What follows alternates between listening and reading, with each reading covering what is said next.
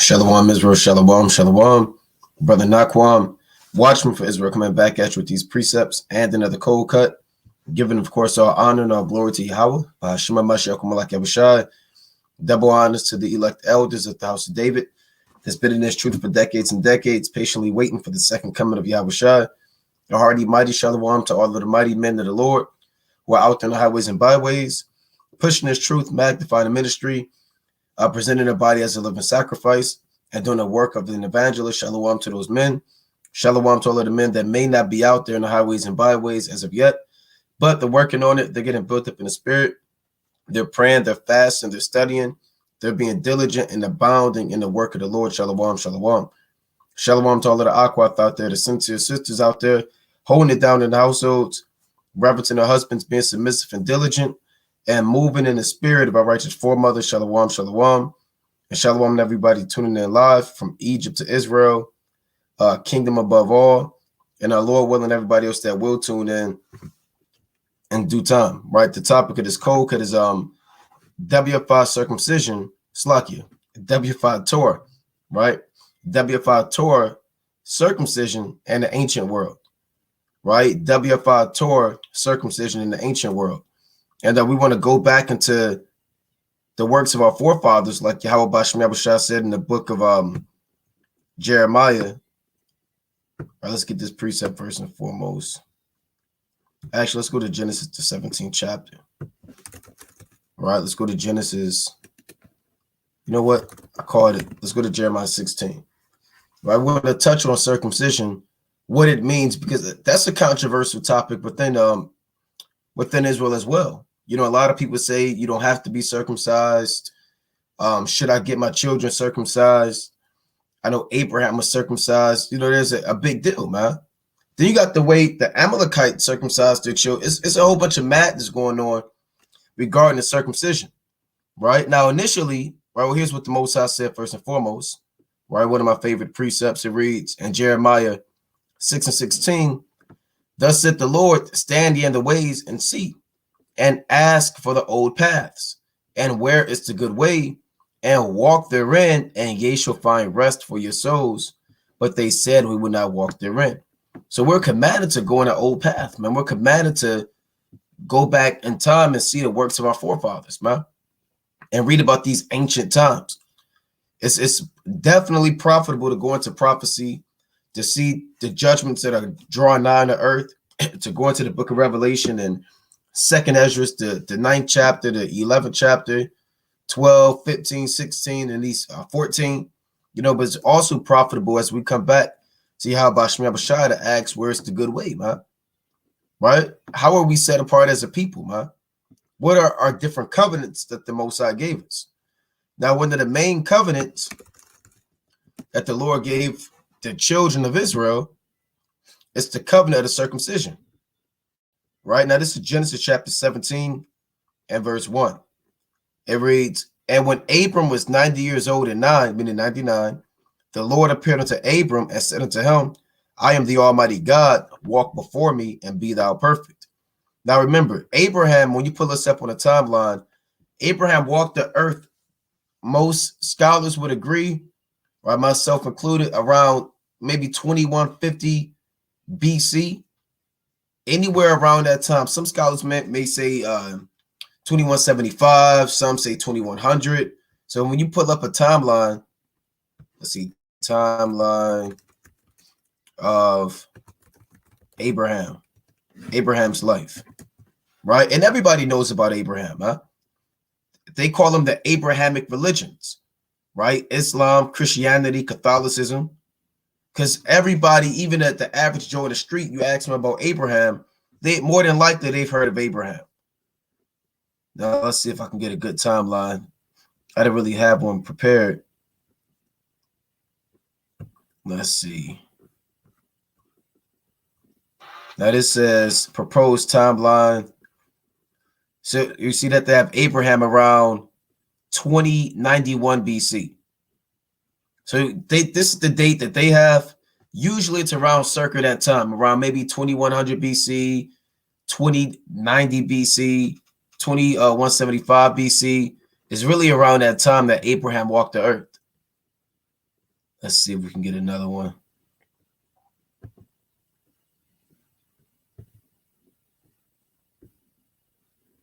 See, they're dealing with Abraham Lincoln. Okay, you see that? 2100 BC. See that right here? This is it's kind of hard to see, but because it's rotated, but it says this is the time frame of Abraham, Isaac, and Jacob. So they started at the patriarchs around 2100 BC to 1900 BC. The patriarchs are who? Abraham, Isaac, and Jacob. Remember, the word patriarch goes back to the Latin word pater. Pater meaning father, right? Like paternity. That goes back to the Latin word father. When Jake, you got to take a damn paternity test based off of the curses. That goes back to the Latin father. There's a football team called the Patriots. The word Patriots means the fathers. You know, that's technically what that word means. And you'll hear that. You'll hear Abraham, Isaac, and Jacob. They're either called the fathers of the promise or the holy patriarchs. You know, that's a term that that's documented. So like, you bear with me. Right, that's a term that's actually documented in the scriptures. Right, let me get that first and foremost. Let's go to Acts 7. Right, Stephen actually spoke about that, about the patriarchs. Acts 7, and I'm gonna read verse 9. Salakia. And the patriarchs moved with envy, sold Joseph into Egypt, but God was with them. Now these patriarchs is dealing with who? Judah, Simeon, Levi, Reuben, Asher, Naphtali, Dan, Issachar, Zebulun, you understand, etc. They moved with envy and sold Joseph into slavery. I won't go into this word patriarchs. Now, they have the Greek word, Slakia. We know the New Testament was written in Greek. Now, it says, patriarch, founder of a tribe, progenitor of the 12 sons of Jacob, founders of the tribes of Israel, because they're the forefathers of Abraham, Isaac, and Jacob. So that word in the Greek is what? Let's play this. 3966. Patriarches. Patriarches. Patriarches. And if we pull it up on the online etymology, like I said, you have to go into timelines. When you're reading, you have to go into the etymology, the Greek, the Hebrew, geography, the law. This is how you build yourself up in understanding and knowledge. Right? Let's go into this is the principal things. All right, let's pull this up. Patriarch. All right. See that from the Latin patriarche. It says of the Old Testament fathers. So a true patriarch is really an Israelite, man. You know, or the sons of God. We are the true patriarchs. That's even the so-called white man's definition. You know, progenitors of the Israelites. From Old French patriarche, from Latin patriarcha, from the Greek patriarches, chief or head of the family. From patria, from the Latin pater, meaning father. Right? And archeon, that's where the word arch, and this comes from, meaning to rule. So they're the ruling fathers. That's what it means in Acts chapter 7, when the patriarchs moved with envy and sold Joseph. Abraham is one of the forefathers, founding fathers or patriarchs. Remember, Abraham was called around what time? Anywhere between 2100 BC, around that time. Abraham was called out of Ur the Chaldees. Right? Let's get that real quick. Right? Abraham was called out of Ur of the Chaldees. Let's go to Judith, the 5th chapter. Right? And deal with it. Because we know the so-called white man's history. We all know about Abraham Lincoln and George Washington and people that came from England and they founded America and they colonized the world, and the first state was Delaware. Then they had to get the Constitution. We have to take classes and courses without end on the United States history, man, and the so-called white man's history. But, you know, it would be destructive to the society for them to teach biblical history or Israelite history, Salakia, to the Israelites, man. That's why they go by, they go through great lengths to be able to keep this information away from us, man, and keep this understanding away from the children of the Most High.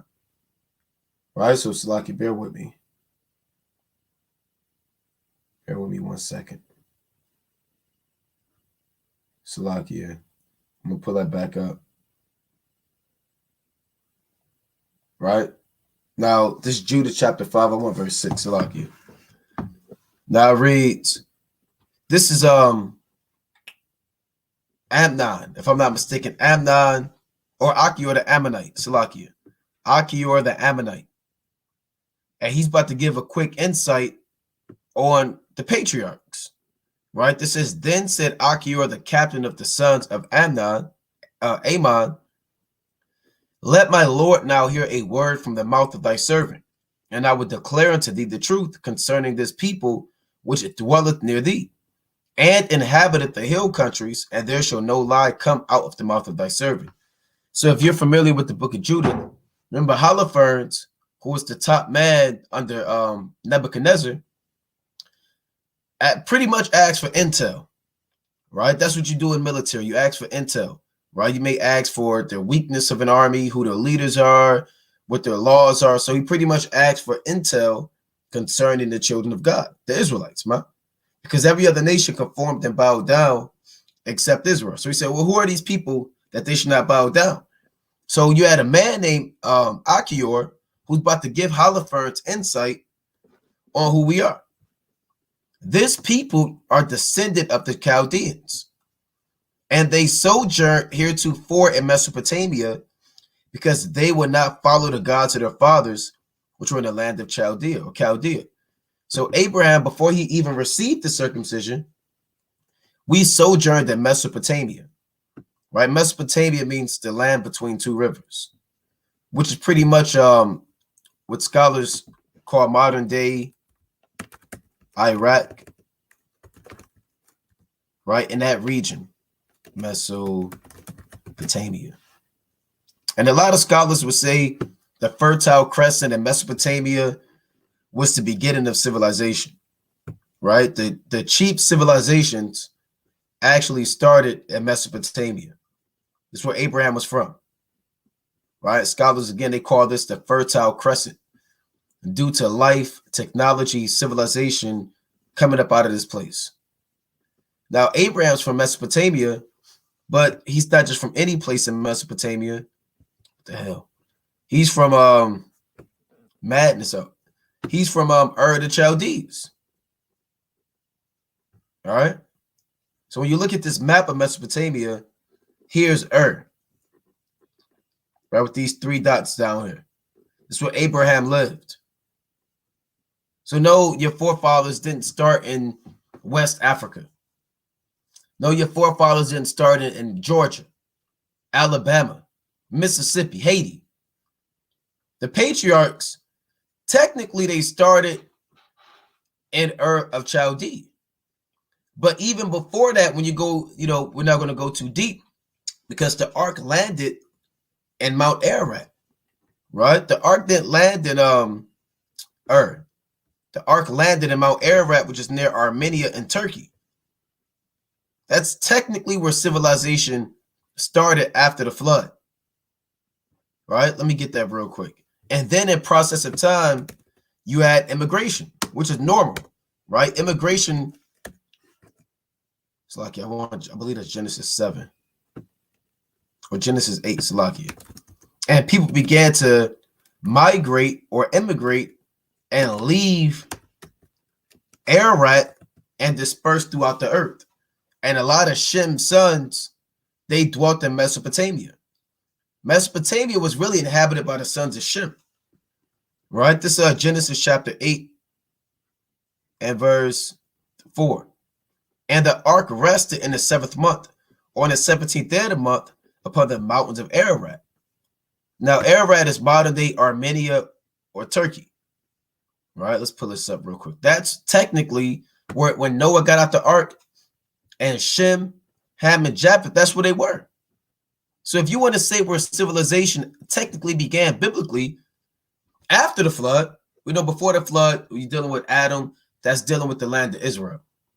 Now, after the flood, it started up in Armenia and or Turkey. Let's see, Ararat, the curse reversed. See that a mountainous region of eastern Armenia between the rivers Araxes and the lake Van and Oromia, the site where Noah's Ark came to rest. So they say Armenia, but it's really what scholars call, where is it at? Modern day Turkey. Right? Modern day Turkey, and in process of time, the sons of Shem inhabited this land. They inhabited this entire land. Now, when you go into the map, like I said, we're pulling up a lot of geography, right? And we put this map up plenty of times. It's like Noah's sons map. Before we even get into the circumcision, so brothers understand the deal, let's pull this up. The sons of Shem lived in Mesopotamia. The sons of Ham lived in modern-day Africa, and the sons of Japheth lived a little bit northeast of Shem. So you can clearly see right here, this is where Shem dwelt at, the sons of Noah. It started in Ararat, out here in modern-day Turkey, but Shem had a land given to him by the Most High. Ham had a land given to him by the Most High. Japheth stayed in that region. After they came out the ark, he pretty much stayed in that region, went north and went east. Shem, he went southeast. Ham, he went southwest. And that's why you see Chaldea in the land of Shem. That's where the families of Shem came from. Shem had Arphaxad. Arphaxad had, I believe, Peleg. Right? Peleg had Eber. Eber had Salah. Right? Salah had, I believe, Reu, and then Serug, and then Terah. And eventually they found themselves living in Chaldea. So let's go back to Judith chapter 5. Right? Judith 5 and 7. And they sojourned heretofore in Mesopotamia, because they would not follow the gods of their fathers, which were in the land of Chaldea.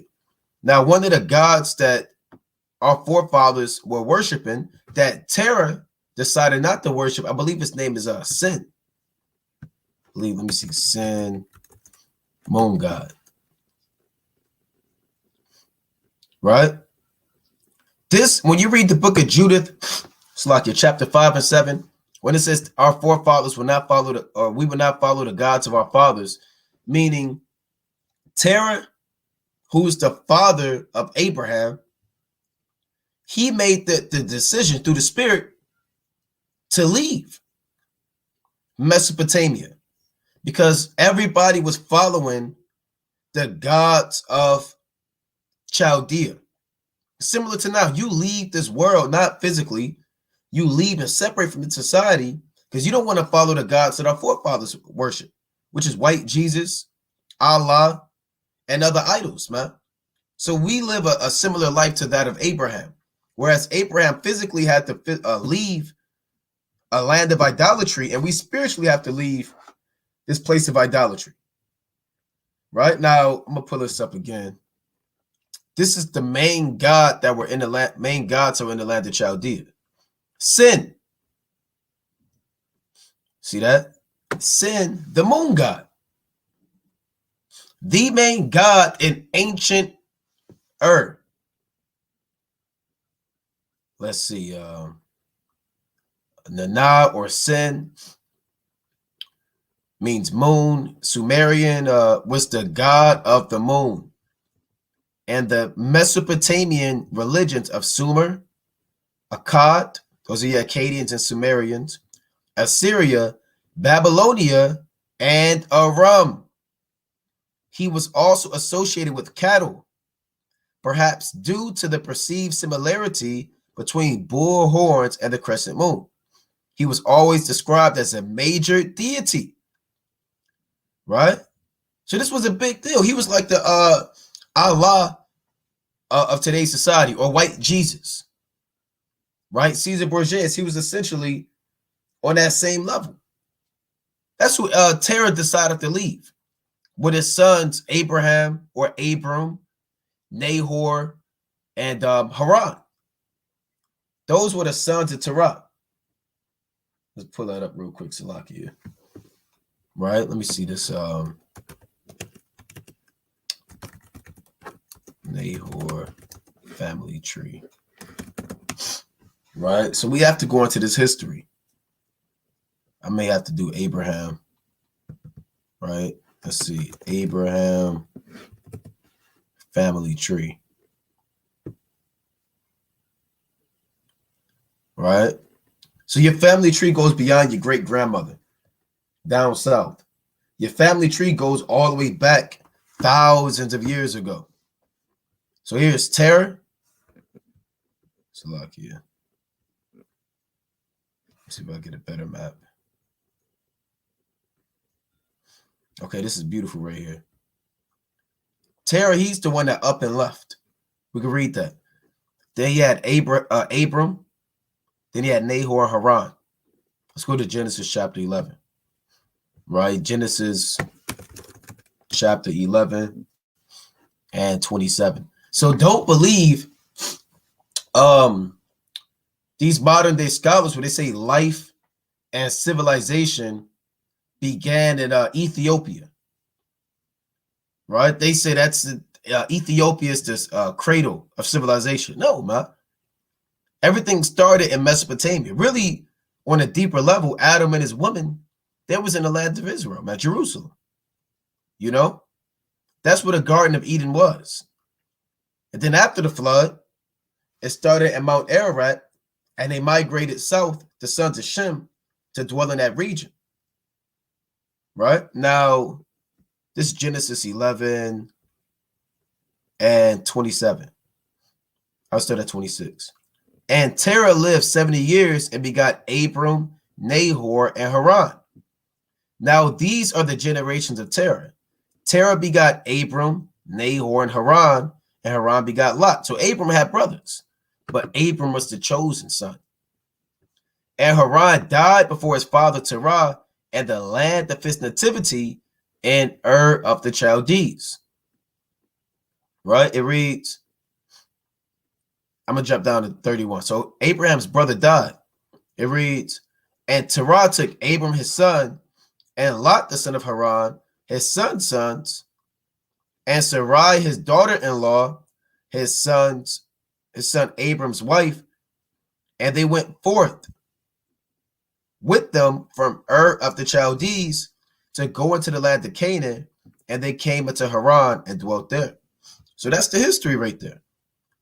Terah left the land of Chaldea because they would not follow the gods up there. Now, really, when you go deep into it, they were they had to flee out of there. Rather, they were going to get destroyed or captured or put to death. When you go deep into their history, they actually had to leave. Right? They were forced out. It's not as if they packed their suitcase and said, we'll be back in 2 weeks. Right? That's documented in Judith. Right? It says, because they would not, Judith 5:7, because they would not follow the gods of their fathers, which were in the land of Chaldea. For they left the way of their ancestors and worshiped the God of heaven, the God whom they knew. Here's the point. So they cast them out from the face of their gods, and they fled into Mesopotamia and sojourned there many days. Right? So they had to flee into Mesopotamia and sojourned there many days. So when you flee, when you have to flee, that's something where you're being chased. Are you being chased out? Now, again, the main god they had to worship was Sin, or Nana, the god of the moon. That was the main god around the time of Abram and his fathers. So it says he is described as a major deity, though only a few sources, mostly these from the reign of Nabonidus, consider him to be the head of the Mesopotamia pantheon. So he's the top so-called god of the ancient world. You know, the two seats of his worship were Ur in the south of Mesopotamia and Haran in the north. So what do you think was going on during Abram's time? They was bringing sacrifices to this god, so-called god, maybe burning incense.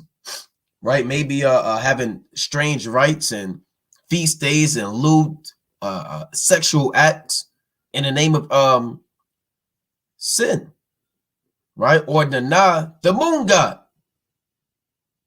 So they had to get up out of there. And the Most High called Abraham out of that land and told him to separate from his fathers.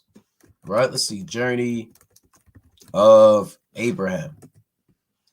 All right. The journeys of Abraham. Let's pull this up. You know, when you're reading these different places in the scriptures, Haran and Mesopotamia, you got to look it up. So the red marks the journeys of Abraham. And you can see it starts. Let's see if I can pull this up. It starts all the way from Ur to Chaldea. I want to see if they got this map. Let's see. Right, bear with me. Okay, here you have it. So when you're looking at the red, that's Abram from Ur all the way to Haran. These are the chief places of worship for that so-called god Nana or Sin, the moon goddess. And then he went down south, east, and traveled down here, right?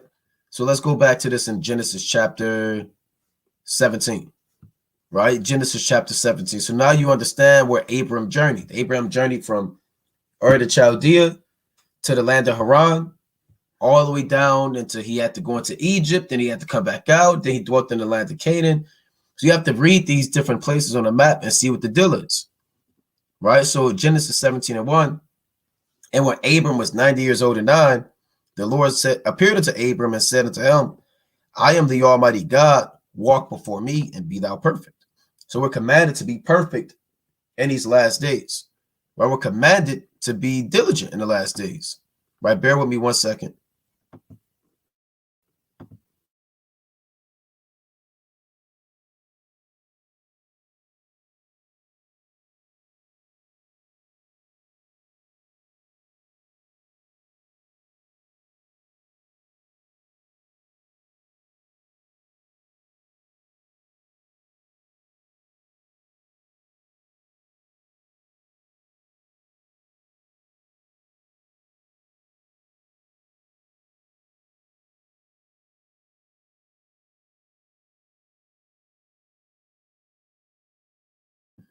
Okay, let me pull this back up. Salakia. Right? So the Lord said, walk before me and be thou perfect. And I will make my covenant between me and thee and multiply thee exceedingly. And Abram fell on his face, and the Most High talked with him, saying, as for me, behold, my covenant is with thee, and thou shalt be a father of many nations. And you know, in Christianity, they say Abraham's the father of all nations. Abraham is not the father of all nations. He's the father of many nations, you know, and that's where his name comes from, right? Abraham, it literally means father of a multitude, right? That's what his name means.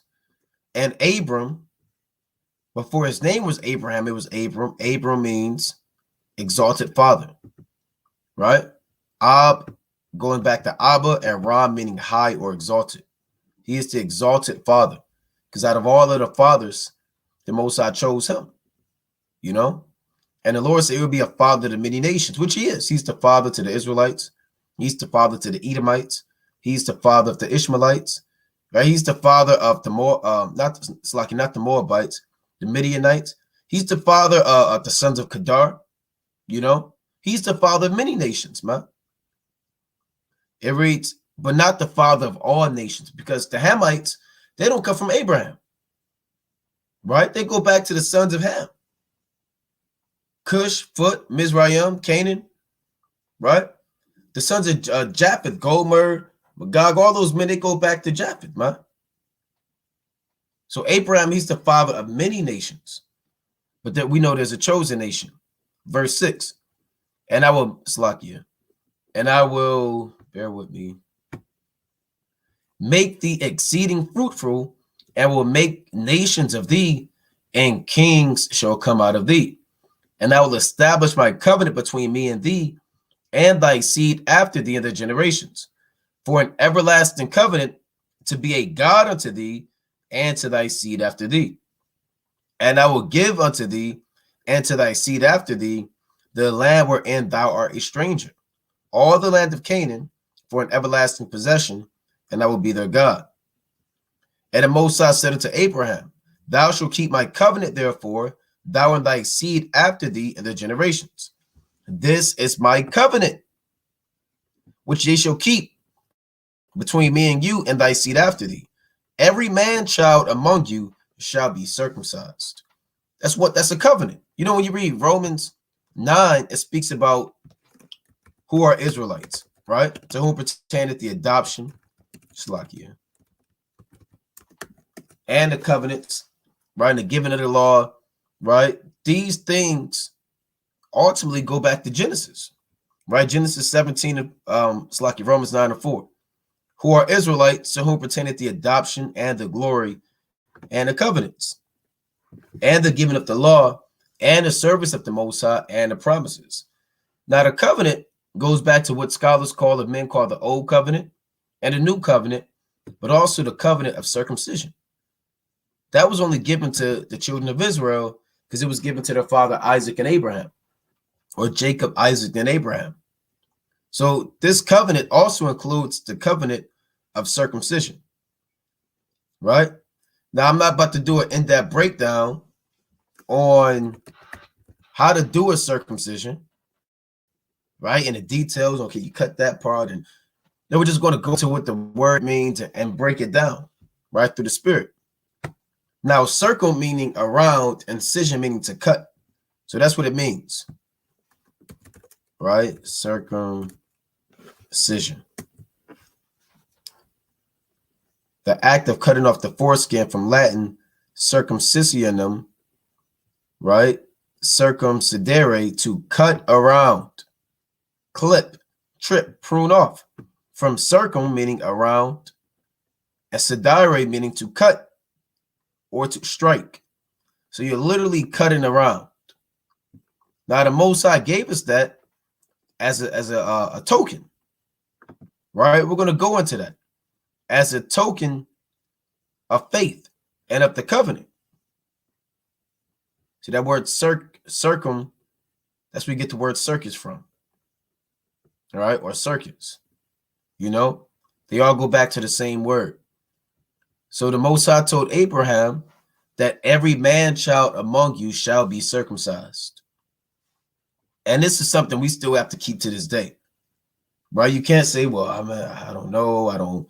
Hey, look, now we understand that, you know, growing up in this truth, we may not, or being grown up in the world, you may not have access to particular things to get circumcised the 8th day, or, you know, your folks, they may not believe in that, and they had you grow up uncircumcised. And, well, hey, look, if you have the ability and the means to do it, then you should do it, man. You're commanded to do it, right? That's a commandment. It's not a suggestion. This is a commandment. If you have the means financially, the time, you understand you know how to get it done, then you're commanded to get it done. That's if you're of Abraham's seed. Now, if you're not of Abraham's seed, then hey, look, whatever. If you're an Edomite, don't worry about it, man. But guess what? Even Esau himself was circumcised by Isaac on the 8th day, man. You know, Ishmael was circumcised. So this is a commandment that every man child among you shall be circumcised. It reads, and ye shall circumcise the flesh of your foreskin, and this should be a token of the covenant betwixt me and you. And a lot of covenants are done in blood. Just about every major covenant is in blood, man. Outside of the covenant of the rainbow, but that required blood, man, because people had to die. You know? So you have a covenant of marriage, essentially, which have the tokens of the virginity. That's a covenant that requires blood. Right? Let's get that in Deuteronomy. Most archaic covenants require some form of gravity to it. You know, now this Deuteronomy, or solemnity. Deuteronomy chapter 22 and let's see, verse 15. I'll start at 14. It's like it 13. Now, this a man marrying a wife, right? And the wife was expected to be a virgin.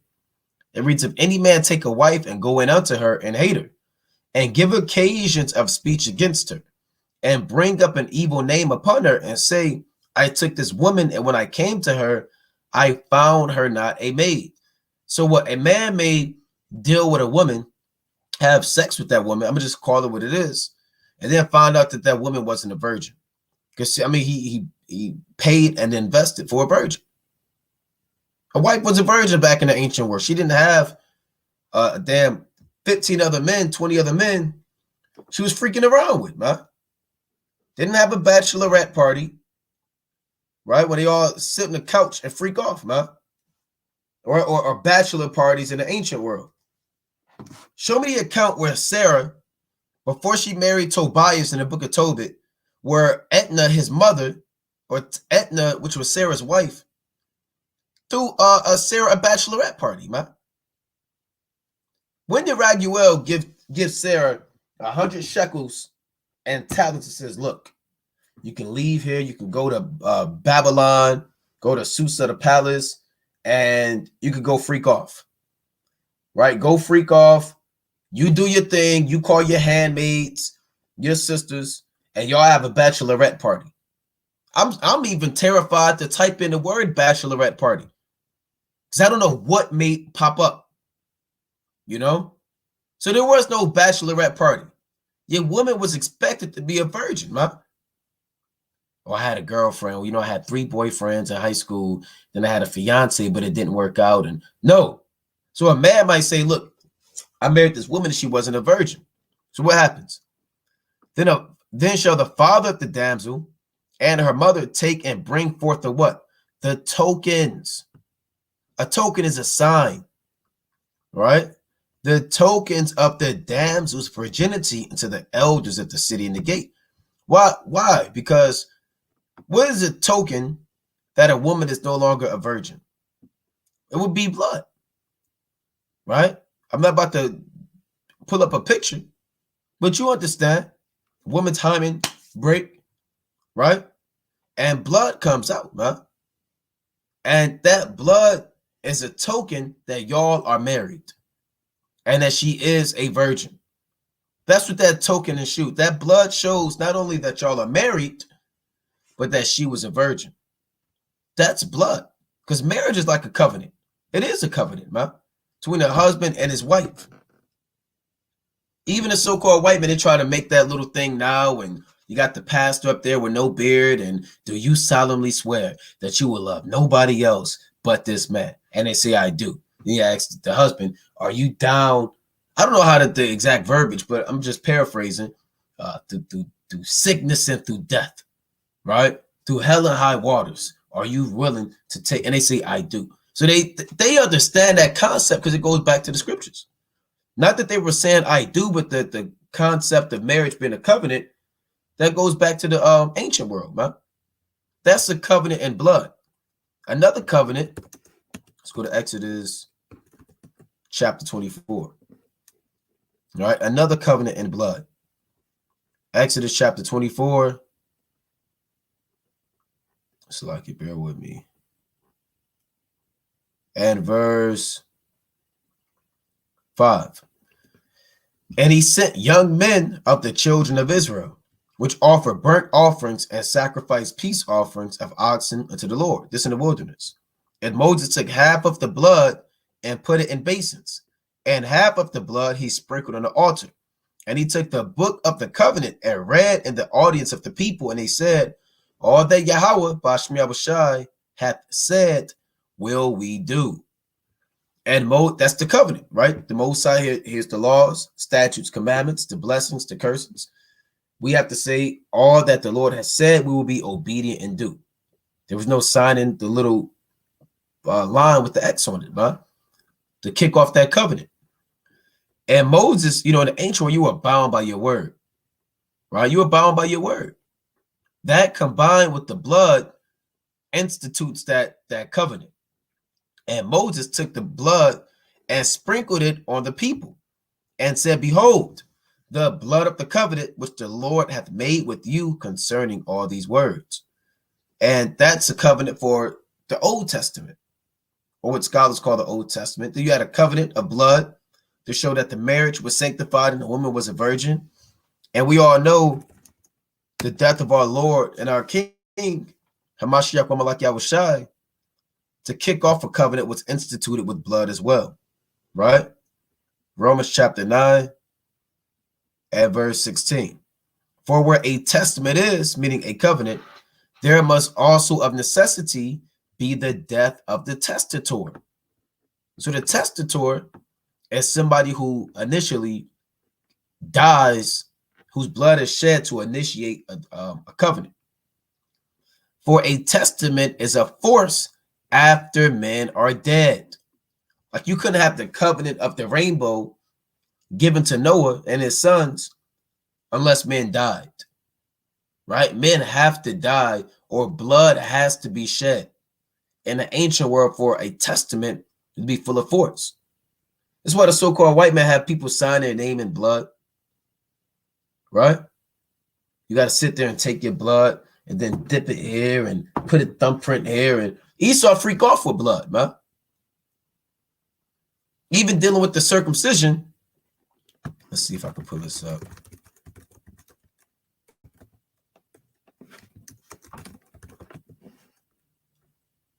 Look at this. Look at this. Neonatal herpes simplex from the Amalekite man, right? Babies' herpes linked to circumcision practice. Because when that blood is shed, it's not supposed to be something that you lust after. Because when you circumcise, blood is going to be out there. Why wouldn't it be?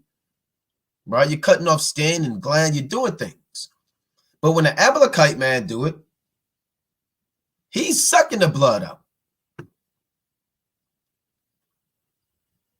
He is sucking the blood. Now, hold on now. When did the Most High tell Abraham, look at everybody getting their rocks off.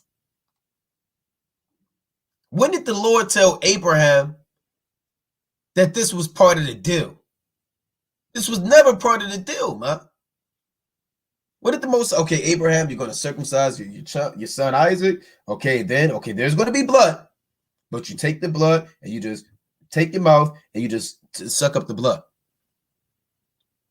So how are these the people of the Lord, man?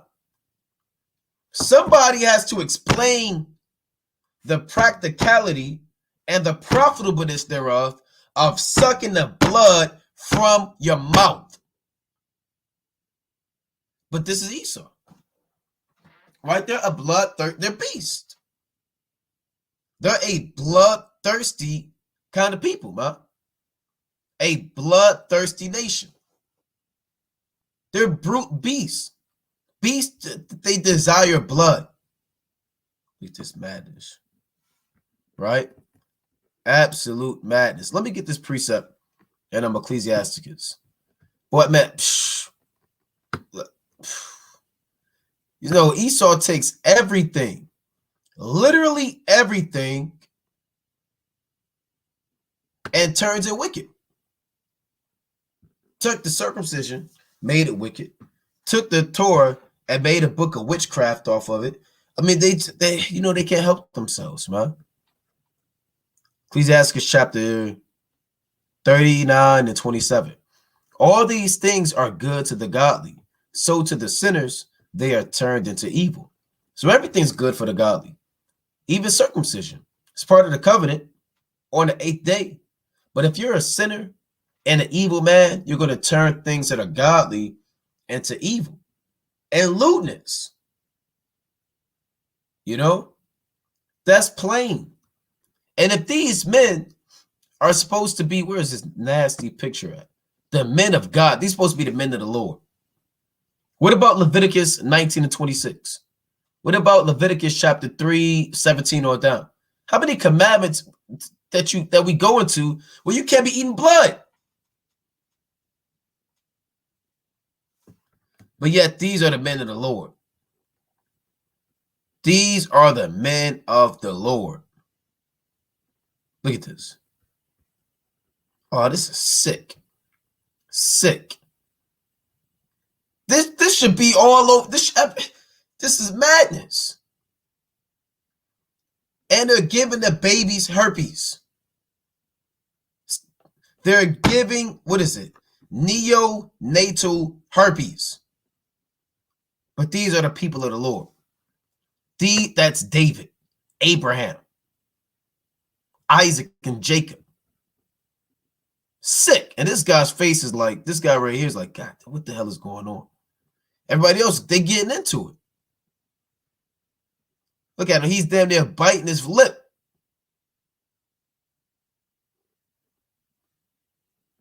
Sickening. Right? Let me get this precept. Let's go to the book of Leviticus, chapter 19. Right? I mean, ridiculousness, man. Right? Leviticus 19 and 26. Ye shall not eat anything with the blood, neither shall ye use enchantment, nor observe times. That's plain. Right? That's plain. Let's go to 1 Samuel, the 14th chapter. Right? I believe I want 1 Samuel chapter 14 and verse, let's see, 1 Samuel 14 and 32. And the people flew upon the spoil and took sheep and oxen and calves and slew them on the ground, and the people did eat them with the blood. So based off of Saul telling the people that to starve till he fulfilled his own lust, people was like, hey, look, man, I can't wait to eat. I have to eat some with blood in it. I don't have time to cook. I'm starving. Then they told Saul, saying, behold, the people sinned against the Lord, and that they eat with the blood. And he said, ye have transgressed. Roll a great stone unto me this day. So having blood, which is the life of man, and putting it in your mouth, baby genitalia, and giving the babies sexually transmitted infections and diseases that can't go away. And they have to deal with, man. You know? And they say, well, that's just the process. It's just the way we have to do it. Right? Leviticus chapter 17 and 11. I'm going to start at 10. And whatsoever man there be of the house of Israel, or of the strangers that sojourn among you, that eateth any manner of blood, I will even set my face against that soul that eateth blood, and will cut him off from among his people. For the life of the flesh is in the blood.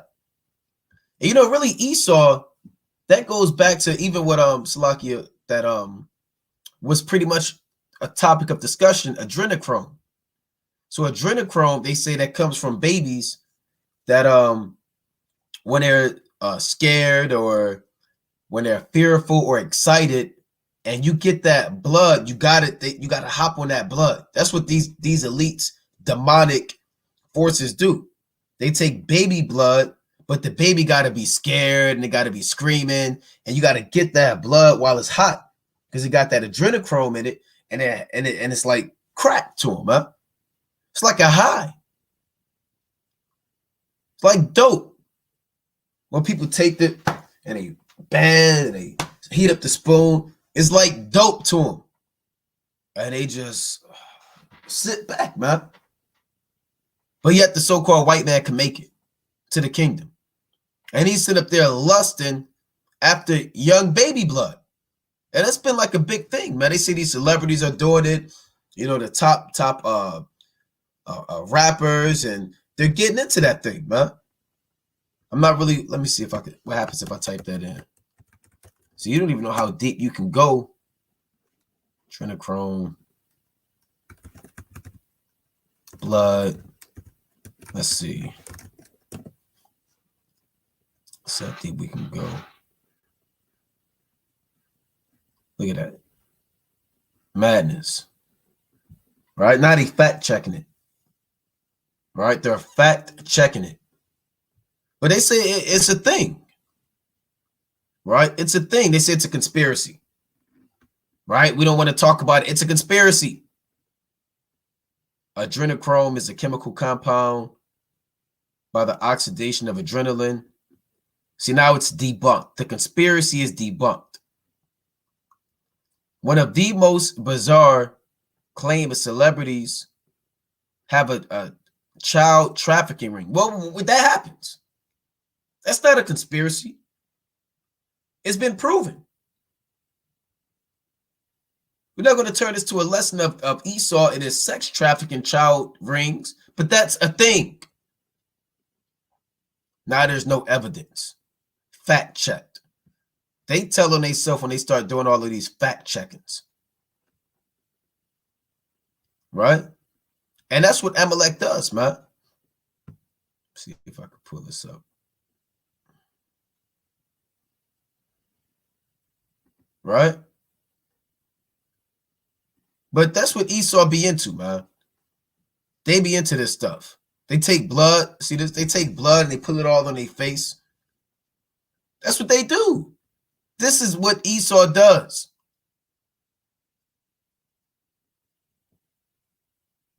You know? But they're supposed to be the people of God. And that's why Amalek does that. Amalek, they just want feast with blood. Feast of blood. And the Lord never told Abraham to do this, man. So let's go back to Genesis 17. It reads, and ye shall, Genesis 17 and 11. And ye shall circumcise the flesh of your foreskin. This should be a token of the covenant betwixt me and you. And really, a lot of nations don't do circumcision. And they deal with a form of cancer, right? They deal with a high level of infections, cancers. I believe they call it a penile cancer, you know? So not only is it a covenant to set you apart from the other nations, there's also, Salakia, bear with me. There's also health benefits behind it as well. Now check this out. I just typed this in.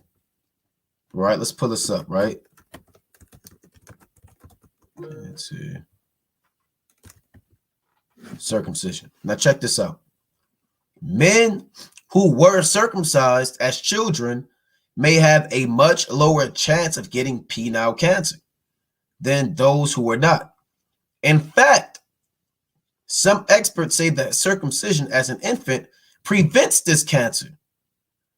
The same protective effect is not seen if circumcision is done as an adult. You see that? So you don't think the Most High knew what he was doing? Right? You don't think the Most High has this stuff figured out? People or men who, not saying every man may deal with it, but there's a chance, man, that people may deal with penile cancer and forms of sicknesses and infirmities if you're not circumcised. So again, it has health effects. You're set apart. It's a sign of the covenant between you and Yahweh B'Shem Yahushua, right? That you come of Abraham's seed, right? So let's go back to Genesis chapter 17. And a lot of Moabites and heathen, they get this stuff, man. If we were to go in depth and pull up the demographics of what people deal with penile cancer and infirmities the most, it's the other nations, man. It's like it, Moabites and Ammonites, right? They lead this thing. And I don't have to explain why. So let's go back to Genesis chapter 17 and I'll read 11 one more time. And ye shall circumcise the flesh of your foreskin, and this should be a token of the covenant betwixt me and you. And he that is 8 days old shall be circumcised among you, every man child in your generations, he that is born in the house or bought with money of any stranger, which is not of thy seed. So not only do you have to be circumcised, but it has to be done the 8th day. Now the 8th day, essentially, we'll deal with on a physical importance of the 8th day. The 8th day is when you have the highest level of vitamin K, what the so-called white man calls vitamin K in your system. Now the Most High, he has another name for it. The Most High, he has whatever the Lord has given this particular mineral or element in your body, but that's the highest level of or that time of the 8th day is the peak of vitamin K being in your body, right? And we'll show you the importance of that. Let's see, vitamin K. Bear with me. 8th day circumcision. Let's see. Look at this. Scientific evidence for a circumcision on the 8th day. So the Most High has this stuff lined up to a T. Everything's done decently and in order. All right, so let me see if this loads up on the so-called scientific evidence for circumcision on the 8th day. All right, so bear with me on the most. Okay, so lucky, I just went back. All right, bear with me. Let's pull this up. So, I mean, it has many effects, man. And again, as we come back to the Most High, it's imperative that we follow these commandments, you know, as best as we can. And again, we know we may not always have the financial means or the resources to do so, but if it's in the power of your hand, by all means, brothers should be doing that, man, especially with their children.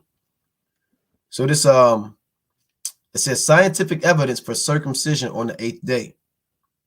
Circumcision is the removing of the male foreskin, and as a consequence, it is a rather bloody process.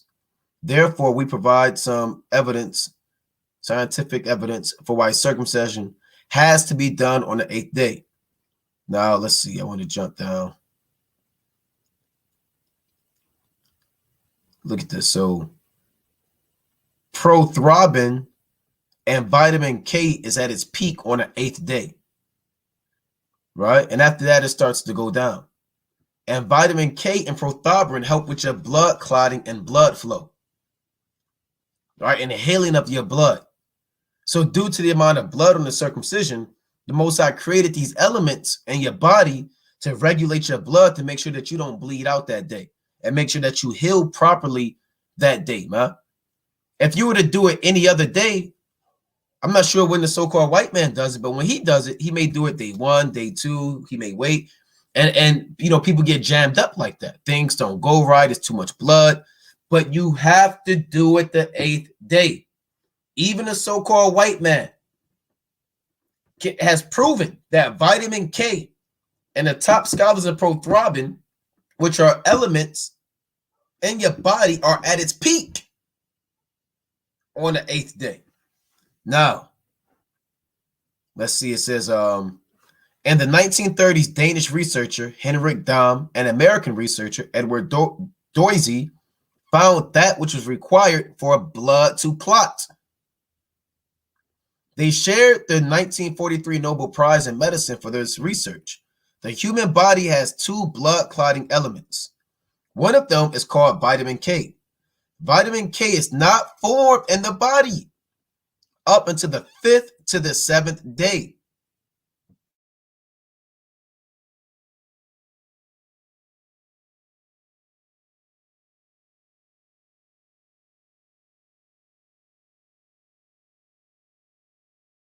Of time that has to pass over even a beast before they're offered up to the Most High. Like the Lord says, 7 days, the bird has to be with his mother, and then you can offer it up. 7 days, this must be with his child, and then you can offer it up. So you have timelines due to not only spiritual reasons, but also even physiological reasons, man, on why certain things are done at particular times. You think this is an accident? You think the Most High just picked a number out of a hat? What day do should I do the circumcision for Abraham? Maybe, and he just picked a number out the hat. No, he has designed the body, right, and through perfection, right. He has designed the elements, the hormones, your skeletal structure. It is done by what scholars call intelligent design. You know, when I was in so-called college, years and years ago, I had a what class? This was a damn genetics class, and even the so-called white man, right? He was going into different. I can't remember the exact terms, but he was going into different things with the genetics and how the body works. And he kind of took his glasses off, man. And he kind of went off script. Normally they got their curriculum. They have to teach according to what's written. Maybe they got a PowerPoint. He kind of went off script and said, look, man, in order for and he's an Edomite. All right. And he said, for order for this stuff to work in your body, there has to be a God. For the way that the body operates, it has to be intelligent design. It has to be someone that created this. And when you understand how the body works, I mean, how can you deny Yahweh Bashmi Awashai, man? And not just the body, all things. Your body works like a well-tuned machine. How can that be accidental? How can you have a big bang and all of a sudden you have what you have now? It's madness, right? But nevertheless, it says 2 blood clotting elements. One of them is called vitamin K. Vitamin K is not formed in the body up until the 5th to the 7th day. The second clotting factor is essential, which is essential, is called prothrombin. It surprisingly enough develops to 30% of normal by the 3rd day of life, and after that, it, with seeming inconsequence, peaks. Look at this. Prothrombin peaks at 110% on the 8th day, just before leveling off at the 100% of normal. You can't get around that. I didn't make that up. Prothrombin, which helps with blood clotting, peaks on the 8th day.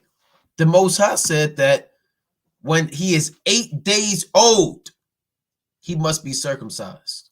Because the way the Most High developed the body, he created it to grow and process of time, and certain elements and minerals have to be pushed out throughout the body, man. You know? So when you go back to this, let's finish this. I'm going to get a little bit more. So prothrombin peaks at 110% on the 8th day. And then it kind of levels back down. If vitamin K is not present when the baby boy is circumcised, the baby will bleed to death. You see that? And that's why it's important, man, that you do it. If you wait earlier and you try to do it the first day and you just lusting, the second day and you just, oh boy, I gotta get it done, you're gonna kill your son, man. You're gonna kill your son. If you want to do it, you want to try to be different, I'm gonna do it on the 7th day. You may kill your son, man. Murder them and your father. Maybe the 3rd day because I have something I have to do. I'm gonna be busy that day. On the 8th day, I'm busy. So just get it out the way. Get it the 3rd day. Now, I believe what Esau does is he forces prothrombin in the system. Right? When you go to the so-called white man, he may not do it the 8th day. He may do it immediately or the 2nd day. And he's only able to do that because he deals with sorcery. And he injects prothrombin and deals all types of madness and vitamin K into the baby just so they can have this blood clotting factor and circumcise the son. Now, I'm not a doctor, but that's what Esau does, man.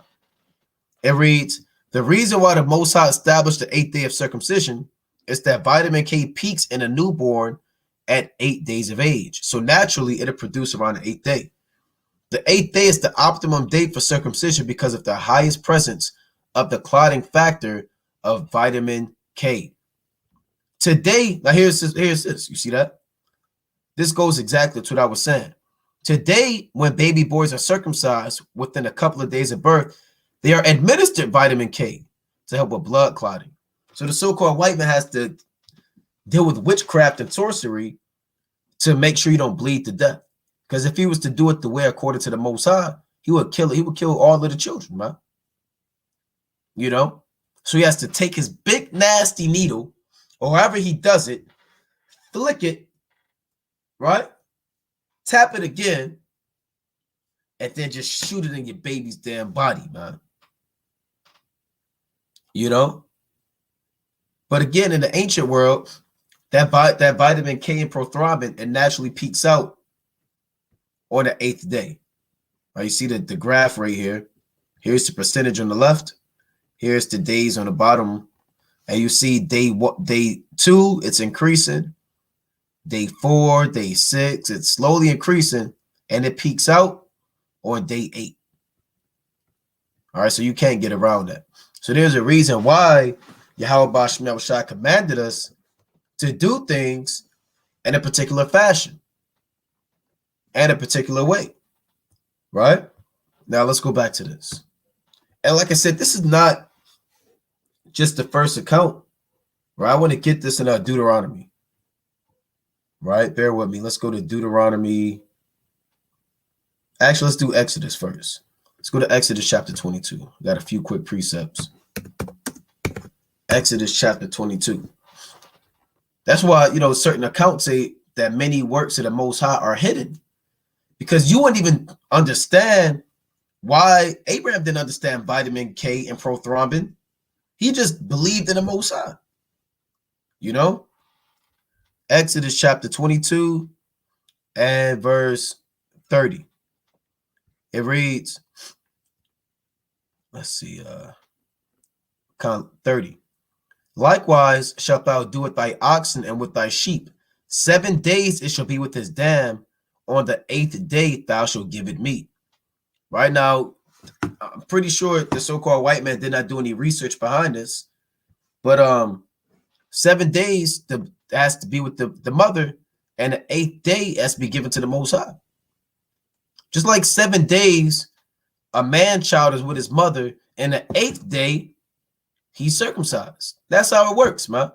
You let one Sabbath, essentially like on a spiritual level, you let one Shabbat pass over them, 7 days, and then the 8th day it belongs to the Most High. So that's with a son.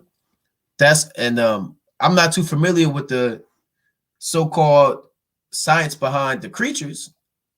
You understand? But dealing with man, that 8th day is important, man. And you see its importance outside of just the circumcision, even pertaining to particular sacrifices given to Yahweh Ba'ashem Yahushua. Now let's go back to this. Genesis 17 and 12. And he that is 8 days old shall be circumcised among you, every man child in your generations. He that is born in the house or bought with money of any stranger, which is not of thy seed. Meaning what? Anybody in your possession had to be circumcised. That's what the Lord told Abraham. He that is born in thy house and he that is bought with thy money must needs be circumcised. And my covenant shall be in your flesh for an everlasting covenant. And the uncircumcised man, whose flesh of his foreskin is not circumcised, that soul shall be cut off from his people. He hath broken my covenant. So this word, if let's say you're not circumcised, you can pray for grace and mercy, man. Because a lot of times it's out of your hands. It's in the hands of your folks, your parents. Maybe they didn't want you to get circumcised. Maybe that wasn't on their mind. Maybe they forgot. Maybe they couldn't afford it. I don't know. You have men in the truth that may not be circumcised. Oh, am I going to die? Is the Lord going to kill me? Now, like I said, that's out of your hands. And you can repent and receive grace from that, man. Now, again, if you have the means to get circumcised and you just choose not to do it, now you tempt in the spirit. You tempt in the spirit of Yahweh Ba'ashem Yahushua, man. Because you have the resources. That's like you going online, you looked up a man who could do it or a place that could do it. You have the money to do it. You have the time to do it. And you take all that money and time and go to damn vacation. This is a big deal right here, man. Let's show you how serious this thing is. Let's go to the book of Exodus, the 4th chapter. It is a big deal. Now we know we have a circumcision without hands, but if you have the means to get circumcised, by all means do so. But don't fret yourself because you have a spiritual circumcision too. And we're going to cover all of that. Right? This Exodus chapter 4 and 24. Just to show the severity of it. And it came to pass by the way and the end that the Lord met him and sought to kill him. So the Lord was about to kill Moses. You may say, well, why would the Most High kill Moses? Well, let's read. It reads, then Zipporah took a sharp stone and cut off the foreskin of her son and cast it at his feet and said, surely a bloody husband art thou to me. So she let him go. Then she said, a bloody husband art thou unto me because of the circumcision. So the Lord was about to kill Moses because he didn't follow that commandment. No respect to persons, and he had the means to do so. Now, again, we grew up in this captivity where things are against us, right? And we'll touch on that. Now, remember, Jacob and Isaac, they were circumcised on the 8th day. Even Jacob circumcised his sons. This Genesis chapter 34 and verse 13. Right, this after the men of Shechem raped Dinah. So this is the subtlety and a plan that the sons of Jacob had. Right? It reads, and the sons of Jacob answered Shechem and Hamor, his father, deceitfully, and said, because he had defiled Dinah, their sister. And they said unto him, we cannot do this thing, meaning we can't allow you to marry our woman, to give our sister to one that is uncircumcised, for that were a reproach unto us. And that's how it was in the ancient world, man. Why would Simeon, Levi, Judah, Reuben, Asher, and these different men, our forefathers, know about the circumcision? Because they were circumcised. And they were taught by their father Jacob that, hey, look, your daughter should only marry a man that's circumcised. And Dinah knew. When it was time to get married, she would have to marry a man that was circumcised. Right? But this we will consent to you if you will be as we be, that every male of you be circumcised. So Jacob, he was keeping that commandment, man. Otherwise, his sons would know nothing about it. If Jacob was just doing God knows what, and that just pertained to Abraham, then why would these men say this? But they knew about the circumcision. Let's go to the book of Leviticus, chapter 12. Right? Let's go to Leviticus chapter 12 and verse 3. It reads, okay, I'll read 2. Speak unto the children of Israel, saying, if a woman have conceived seed and born a man child, then she shall be unclean 7 days. According to the days of the separation for her infirmity, shall she be unclean. So she's unclean according to the time that she has her flower. That's what that's saying. 7 days. And then the 8th day, the flesh of his foreskin shall be circumcised. So now we see it being established as a law. This isn't just given to Abraham. This is now a law being given, and you have to do it. And she shall continue in the blood of her purifying 33 days. She shall touch no hallowed thing, nor come into the sanctuary until the days of her purifying be fulfilled.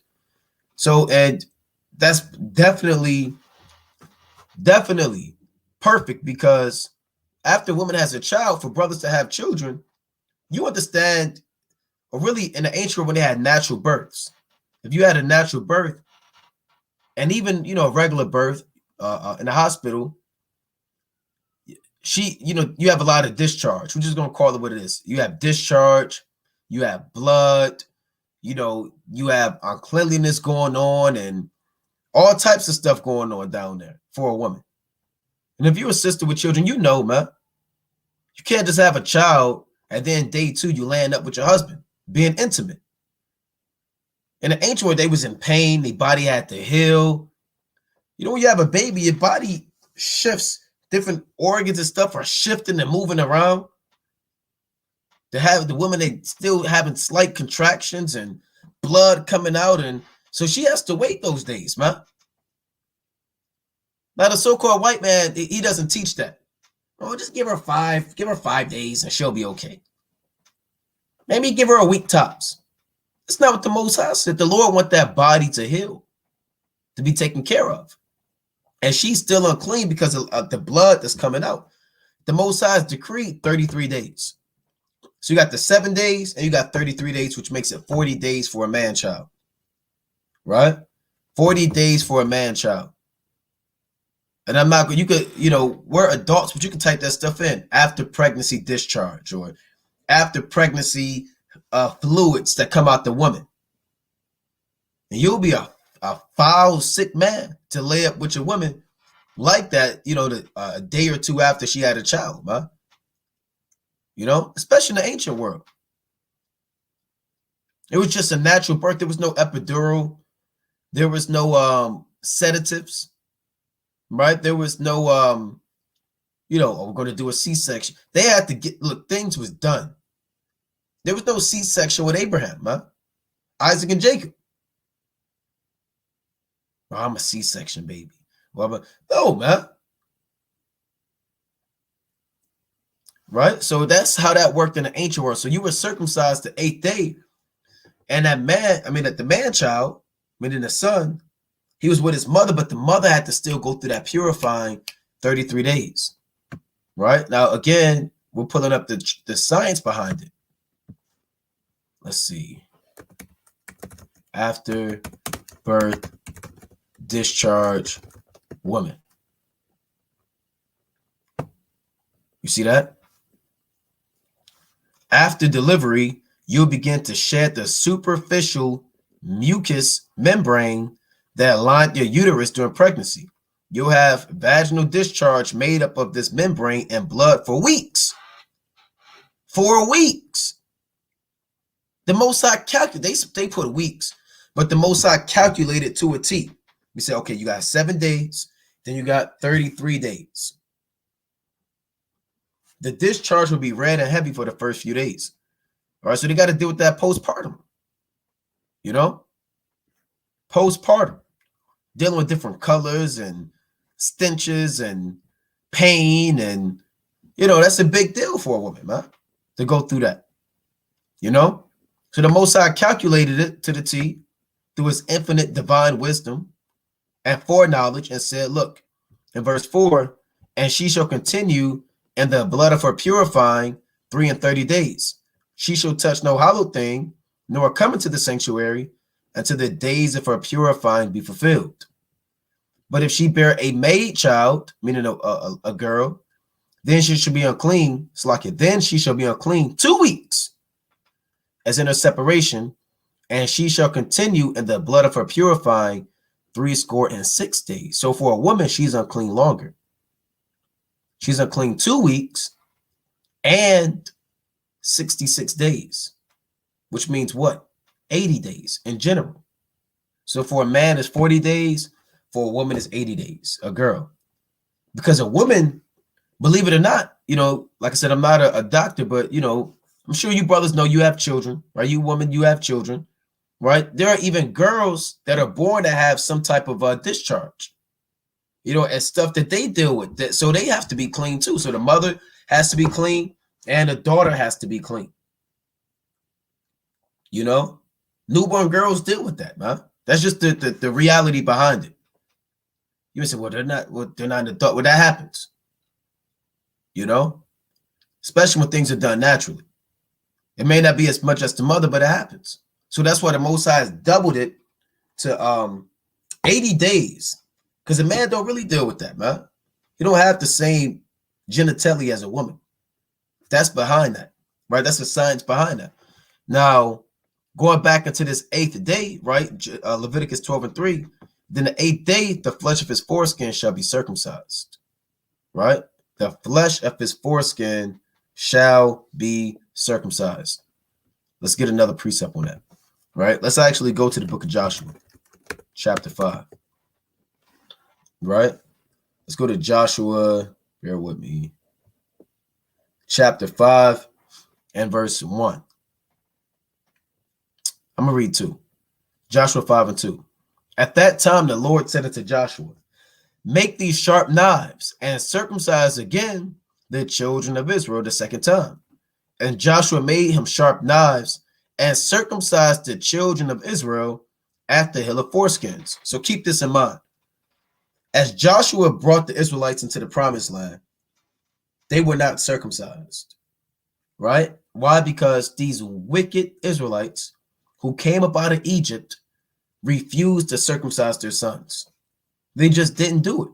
They were too busy scoffing, mocking, tempting the Most High, and being rebellious and negligent of the living God. So they weren't even circumcising their children when they came out of Egypt.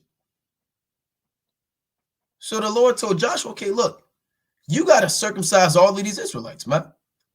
How long this took, we don't know, right?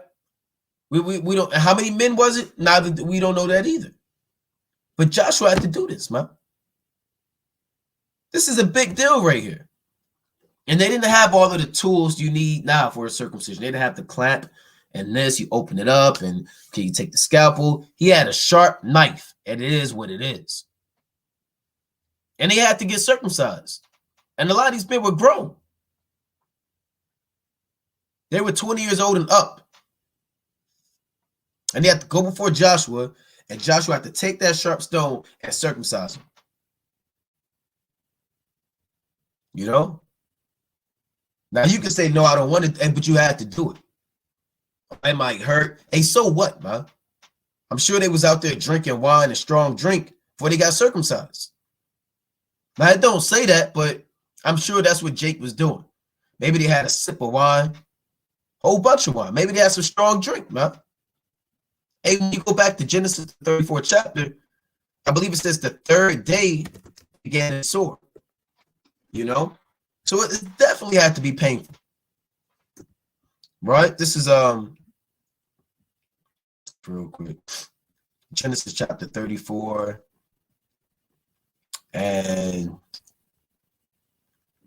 25, right? I'm gonna start at 24. And unto Hamor and unto Shechem his son hearkened all that Slakia. And unto Hamor and unto Shechem his son hearkened all that went out of the gate of his city. And every male was circumcised, all that went out of the gate of his city. So going back to the account with Dinah being raped and the Israelites telling the Canaanites to be circumcised, they did it. It's okay, we'll be circumcised if we could have Dinah and your woman. And it came to pass, and this what shows you how our women are above all other women. This is what these heathen are willing to deal with, man. To deal with an Israelite woman.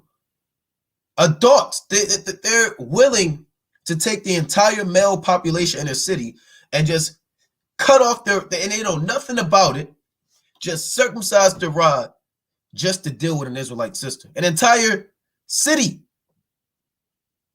kingdom, just to deal with an Israelite sister. You know? They said, wow, that's what, where are the rest of them at?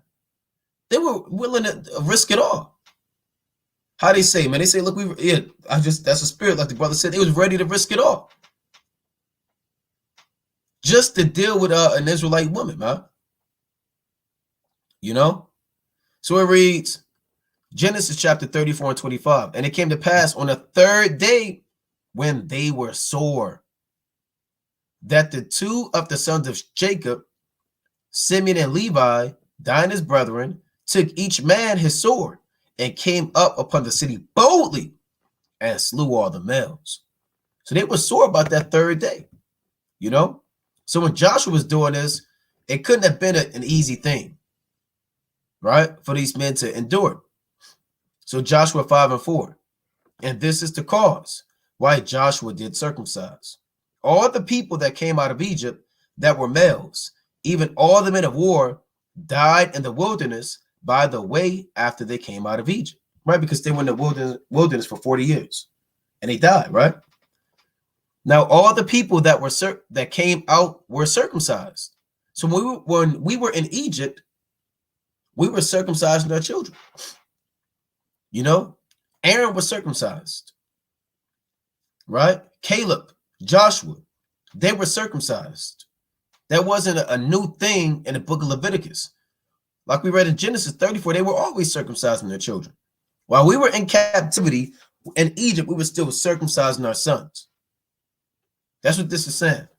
Now, all the people that came out were circumcised, but all the people that were born in the wilderness, by the way as they came forth out of Egypt, them they had not circumcised. So they weren't circumcising their children, man.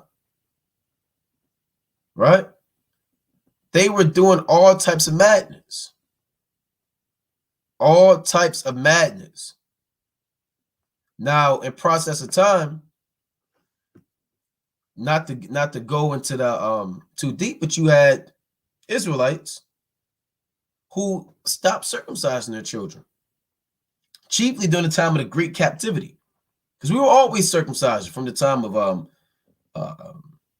it's like the kings of Judah, all the way up into the captivity of Babylon. We were still circumcising, all the way up into the time of the Persians and the Medes. We were still circumcising our children. It really wasn't until the captivity of the Greeks when we stopped doing the circumcision, right? And brothers know that in the book of Maccabees. Let's go to First Maccabees, the first chapter. So around the time of the Maccabees, we began to neglect the covenant of the circumcision, right? So let's get that. First Maccabees chapter 1 and verse, I believe 141. Let's see. Bear with me. I believe First Maccabees 1 and 15, straight to the point. And made themselves uncircumcised, and forsook the holy covenant, and joined themselves to the heathen, and were sold to do mischief. So we became uncircumcised on a spiritual level, not keeping the law, statutes, and the commandments, right? Now, we were also not physically circumcising our children. Let's get that in Second Maccabees. All right, Second Maccabees chapter 6. Right, Second Maccabees, the 6th chapter. Okay, bear with me, Second Maccabees.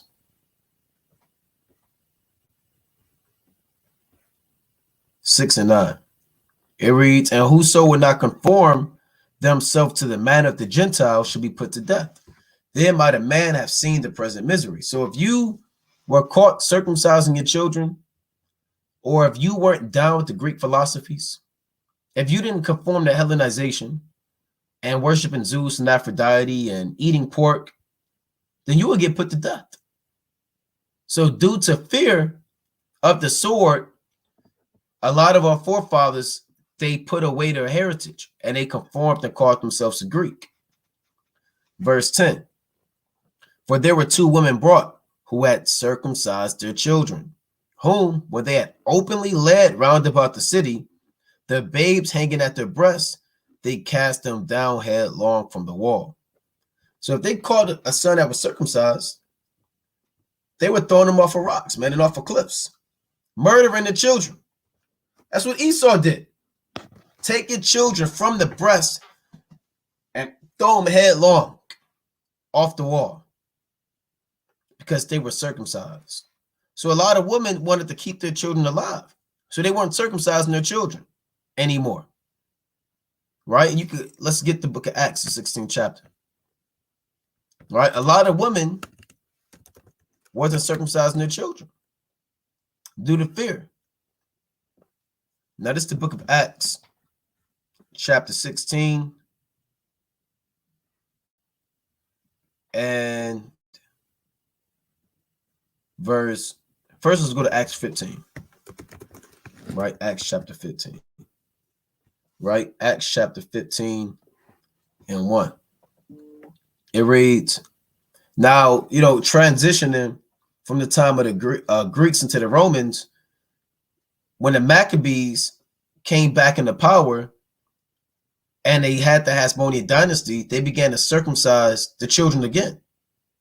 They even began to circumcise the other nations. That's why you have Herod Antipas. Herod Antipas and Herod, or those Idumeans, were circumcised by John Hyrcanus.